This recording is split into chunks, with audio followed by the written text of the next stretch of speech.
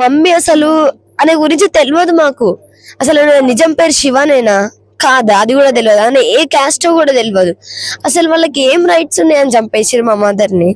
ఇప్పుడు మా మమ్మీ ఏం అన్యాయం చేసింది వాళ్ళకు? మా అక్కని వాళ్ళు తీసుకుపోయారు కాబట్టి మమ్మీ మిస్సింగ్ కేసు పెట్టింది. అయితే ఇట్లా మమ్మీ తీసుకొచ్చేసింది కాబట్టి అక్కని వాళ్ళు పగబెట్టుకున్నారు.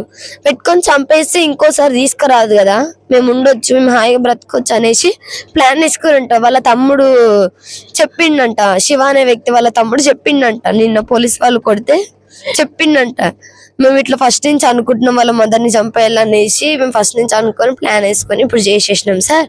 వాళ్ళ పెద్ద కూతురు కూడా మాకు సహకరించింది, అట్లనే వాళ్ళ కూతురు బయటకు వెళ్ళింది అనేసి మేము వచ్చినాం. మేము వచ్చి అట్లా జరిగిపోయింది సార్ అని చెప్పిండు. చెప్పినాక సార్ వాళ్ళు లోపలేస్తే ఇట్లా కాలు మీద కాలు వేసుకొని కూర్చున్నాడు. అక్క ఏడుస్తలేదు కనీసం, ఇట్లా కంట్ల నుంచి నీళ్లు కూడా వస్తాయి అక్కకి.